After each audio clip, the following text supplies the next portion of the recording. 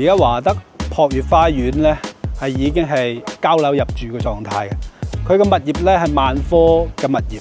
萬科物業咧，如果你有住過深圳嗰頭咧，就知道口碑咧係唔錯嘅。咁我哋繼續行入嚟，睇到呢啲公共嘅兒童嘅活樂中心啦，亦都係現成嘅。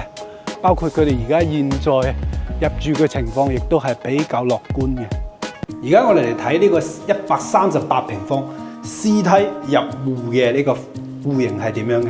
嗱，呢啲3-7開嘅子母門係大戶型嘅標配啦。咁我哋跟住入嚟就睇到呢個玄關位，佢係向入邊褪咗好多嘅。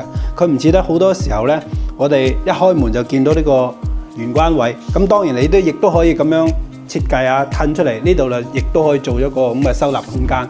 嗱，我哋入嚟睇下呢個客廳嘅開間啦，4.2米嘅開間嘅。咁我哋繼續行出嚟呢個陽台嘅花園。由於呢個樓層咧係3樓嘅，而且呢個係一個腰線層，佢咧正常嚟講呢邊咧係一個欄杆嘅位置。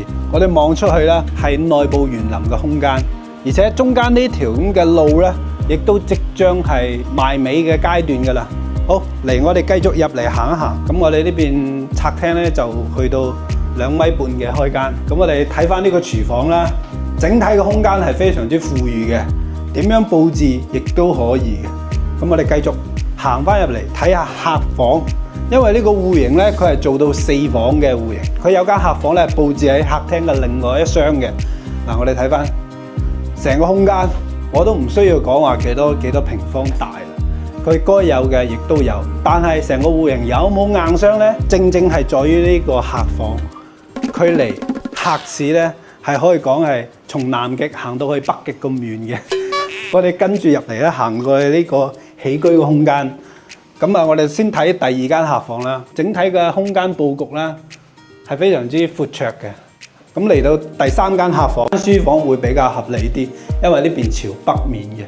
呢邊嘅陽光會稍為相對於南向咧會差少少，而且佢呢度咧有個接角位，因為呢邊佈置咗一個客廁，而且呢個客廁嘅位置咧亦都係比較緊湊啲嘅。咁我哋睇到洗手盆啦，同埋企缸嘅位置啊、馬桶呢啲係比較緊湊㗎嚇。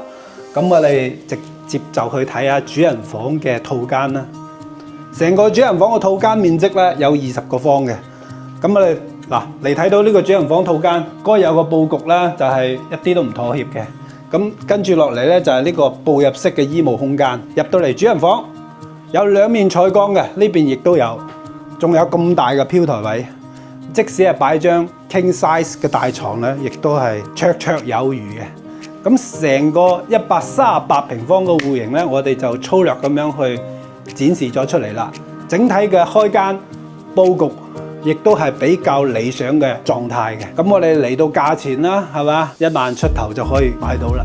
嚇咩話？1萬出頭？正常嚟講啊，喺湖心新城，哪怕去到坦洲啊，亦都係只能夠買到一個樓花。而嚟到湖心新城呢個項目係現樓嘅狀態，現兜兜嘅，你望到嘅就係你買到嘅狀態，無需要等待，亦都唔需要擔心佢交付嘅過程會出現咩狀況。如果你線下咧揾我哋團隊睇樓嘅話咧，我仲可以提供一個你無法拒絕嘅折扣。